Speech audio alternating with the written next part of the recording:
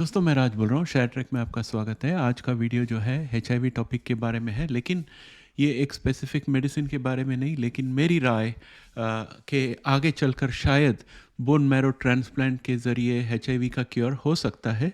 किसी ने अभी ये काम शुरू नहीं किया है, लेकिन हाल ही में दो थेरेपीज सिकल सेल डिजीज़ के लिए अप्रूव हुए। दोनों जीन थेरेपीज है जिसमें बोन मैरो बदला जाता है और बहुत सारे पेशेंट्स इस थेरेपी का इस्तेमाल करने वाले हैं।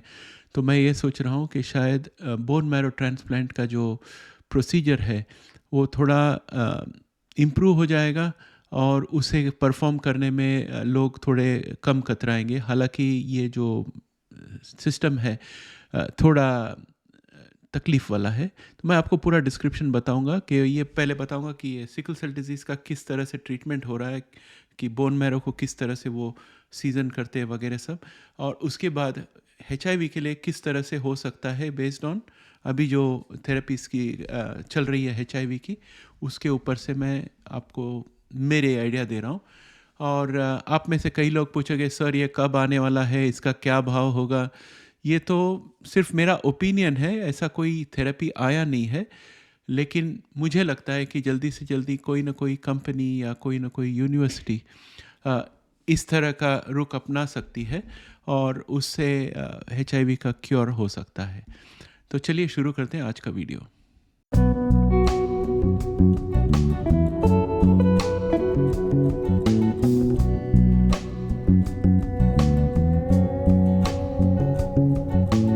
तो दोस्तों ये मेरे ख्याल से लास्ट वीक दो कंपनीज़ के दो जीन थेरेपीज़ साथ ही साथ अप्रूव हो गए, और वो अप्रूव हो गए हैं सिकल सेल डिजीज़ को क्योर करने के लिए। अगर वो थेरेपी एक बार पेशेंट को एडमिनिस्टर कर दे तो ज़िंदगी भर के लिए सिकल सेल डिजीज़ का जो तकलीफ़ है उनका वो चला जाएगा। सिकल सेल डिजीज़ में साल में 5-6 बार पेशेंट को ब्लड ट्रांसफ्यूजन करना पड़ता है। उसको बहुत दर्दनाक हादसे होते हैं, तो इसलिए लाइफ एक्सपेक्टेंसी भी कम होती है, ऑर्गन डैमेज भी होता है, और लोग तैयार हैं इस जीन थेरेपी के लिए। और जीन थेरेपी की भाव है 2.1 मिलियन है। वर्टेक्स और क्रिस्पर का कैसजेवी नाम की ये थेरेपी है सिकल सेल डिजीज़ के लिए। आप लोग ये नहीं सोचना कि ये HIV के लिए, ये सिकल सेल डिजीज़ के लिए है। और दूसरा जो थेरेपी है वो ब्लूबर्ड बायो की थेरेपी है, जिसको लोवोसेल नाम से उन्होंने बताया था। और वो ये दो थेरेपीज है, दोनों में बोन मैरो में से वो लोग CD34+ सेल निकालते हैं, जो इसको प्रोजेनिटर स्टेम सेल्स कहते हैं। ब्लड स्टेम सेल्स हैं, प्रोजेनिटर स्टेम सेल्स है, यानी कि इसमें से आगे चलकर ब्लड सेल्स बनेंगे। तो उसको निकालते हैं और पहला एक बैच निकाल के वो रख लेते हैं बैकअप के लिए, कि अगर ट्रांसफ्यूजन फेल हो गया और बोन मैरो खाली हो गई तो पेशेंट का ओरिजिनल बोन मैरो का जो स्टेम ब्लड सेल्स है, जो CD34 सेल स्टेम सेल्स है, उसको वापस डाल सकते हैं। इसलिए फिर ये पूरा प्रोसेस दो हफ्ते लगते हैं ये स्टेम सेल्स को हार्वेस्ट करने के लिए। पहले एक दवा देते हैं जिससे स्टेम सेल्स रिलीज़ होता है, फिर उनको गैदर करते हैं और बैकअप बना देते हैं। उसके बाद कैसजेवी थेरेपी बनाने के लिए वो उस ब्लड उसके लिए कलेक्ट करते हैं CD34 सेल्स, और वो CD34 पूरा कलेक्ट होने के बाद पेशेंट्स को वो भेज देते हैं घर। फिर 6 महीने का प्रोसेस है। वो 6 महीने में वो क्या करते हैं कि हर एक सेल को मॉडिफाई करते हैं जीन थेरेपी यूज़ करके। BCL11A जीन को मॉडिफाई करते हैं ताकि हीमोग्लोबिन ठीक से बने और ब्लड नॉर्मल बनने लगे, क्योंकि सिकल सेल में डिफेक्ट होती है और ब्लड जो है नॉर्मल बनती नहीं है। ब्लड सेल सिकल शेप में बनती है और क्लम्प हो जाती है जगह जगह पर।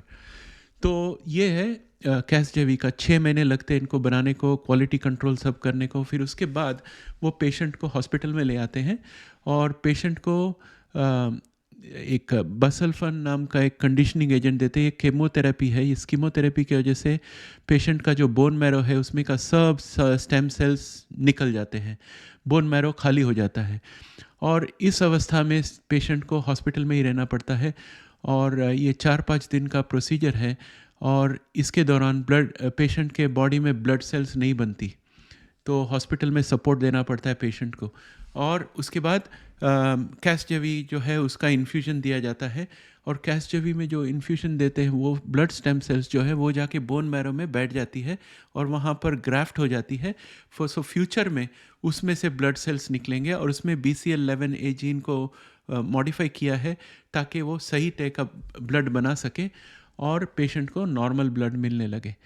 और पेशेंट को 4 हफ्ते हॉस्पिटल में रहना पड़ेगा। कोई कोई पेशेंट अगर बहुत वीक रहे तो उनको 4 से ज़्यादा हफ्ते रहना पड़ेगा। और ये जो कैसजेवी ट्रीटमेंट है इसका $2.1 मिलियन प्राइस है अभी यूएस में, और ब्लूबर्ड बायो का जो थेरेपी है उसका है 3.1 मिलियन। दोनों सिकल सेल डिजीज़ और बीटा थैलेसीमिया के लिए है।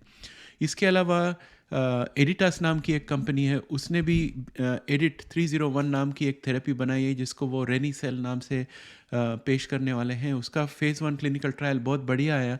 उसमें भी बोन मैरो में साफ़ करके उसमें फ्रेश सेल डालते हैं, इस तरह का किया।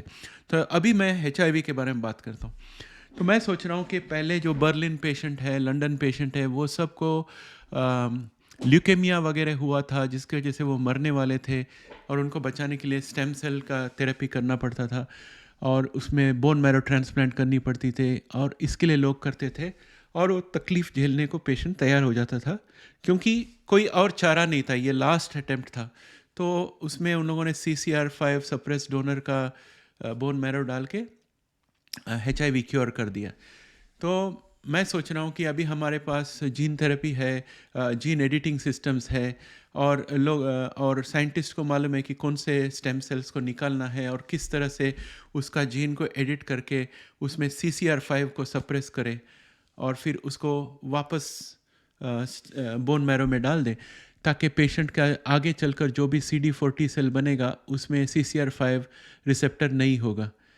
तो इस तरह से अगर वो बनाए तो HIV फाइट करने के लिए, HIV-1 फाइट करने के लिए बहुत आसान हो जाएगा पेशेंट को और फंक्शनल क्योर बन जाएगा। लेकिन इसमें सबसे बड़ी प्रॉब्लम ये है कि ये जो बोन मैरो को साफ़ करने के लिए जो बसल्फन कंडीशनिंग सिस्टम यूज़ करते हैं ये बहुत ही पेनफुल है ह्यूमन बॉडी के लिए और ये जो प्रोसेस है ये लास्ट रिजॉर्ट में यूज़ किया जाता है। इसलिए आज तक HIV के लिए ये बोन मैरो ट्रांसप्लांट नहीं किया गया है, सिर्फ HIV ट्रीट करने के लिए।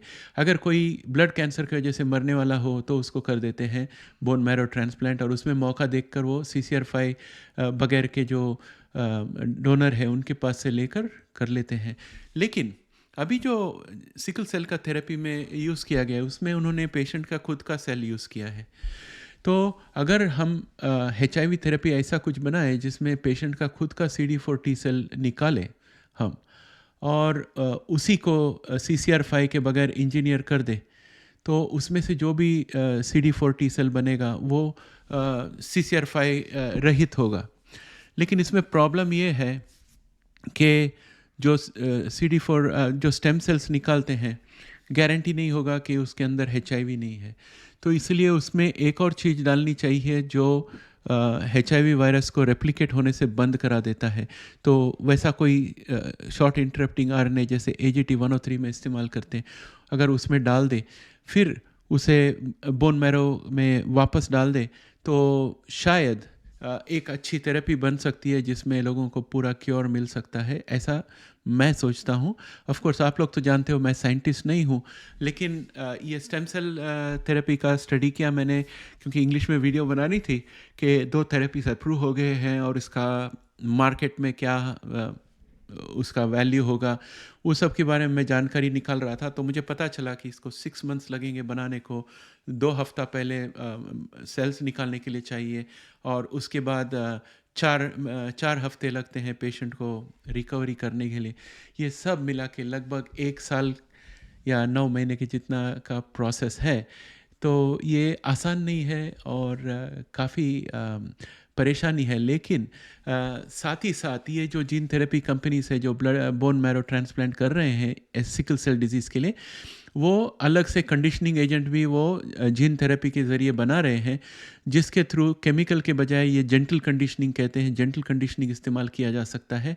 और एक और कंडीशनिंग मेथड है जिसको लिमिटेड कंडीशनिंग कहते हैं, जिसमें हल्के से केमिकल कीमोथेरेपी दिया जाता है ताकि पेशेंट को ज़्यादा तकलीफ न हो और बोन मैरो में थोड़ी जगह बन जाए जहाँ पर नए सेल्स जाके बैठ सके। तो ये 2 चीज़ें अभी नई आई हुई है मार्केट में, और उसका इस्तेमाल आगे चलकर हो सकता है। ये सब मिलकर मुझे लगता है कि 1-1.5 साल में कोई ना कोई साइंटिस्ट या कोई ना कोई कंपनी ये वाला मेथड अडॉप्ट कर सकती है। और दोस्तों, मैं एक बार आपको फिर से बता दूं, ये मेरा आइडिया है कि इस तरह से कोई HIV थेरेपी बना सकता है। ये बनी नहीं है, ये अभी तक मार्केट में आई नहीं है, इसका क्लिनिकल ट्रायल नहीं हुआ है, कोई कंपनी ये बना नहीं रही है। तो आप मुझे ये नहीं पूछना कि इंडिया में कब आएगी, मुझे कब मिलेगी और ये कब अप्रूव होने वाली है। ये सिर्फ आपको मैं मेरा आइडिया बता रहा हूँ कि ये इस तरह से टेक्नोलॉजी सब आप सोच लीजिए, आईफोन आने के पहले हमारे पास बड़े बड़े फ़ोन्स थे, हाथ में लेके घूमते थे, बड़े सेल फोन्स, और घर में रोटरी फ़ोन्स रहती थी। लेकिन आईफोन ने क्या किया कि उस ज़माने में जो जो टेक्नोलॉजी अवेलेबल था उसको सब एक नए कल्पना से असेंबल करके एक आईफोन बना दिया, जो स्मार्टफोन बन गया। बात ये थी कि टेक्नोलॉजी ऑलरेडी हमारे पास थी, लेकिन किसी ने कल्पना नहीं किया कि ये सब टेक्नोलॉजी को मिला के एक स्मार्टफोन बना सकते हैं। तो उसी तरह से मैं सोचता हूँ कि अभी जीन थेरेपी के क्षेत्र में बहुत सारी टेक्नोलॉजीज आ गई है, और थोड़ी और टेक्नोलॉजी आने की बाकी है, जो कंडीशनिंग सिस्टम है, जो अगर माइल्ड कंडीशनिंग सिस्टम हो तो पेशेंट का एक्सपीरियंस भी अच्छा होगा, थोड़ा कम दर्द होगा, थोड़ी कम परेशानी होगी। ये सब मिलकर आ रही है, तो वो वक्त ज़्यादा दूर नहीं है जब बोन मैरो ट्रांसप्लांट के साथ HIV को क्योर किया जा सकता, जेनेटिक इंजीनियरिंग के साथ, पेशेंट के खुद के CD4 T सेल से। तो ये मेरा आइडिया है दोस्तों, और मैं सिर्फ आपको ये बताना चाहता था। और इसके साथ वीडियो मैं यहीं पर समाप्त करता हूँ। आपकी प्रतिक्रिया जो है वो आप कमेंट में लिख दीजिए, और फिर मिलेंगे। जय हिंद।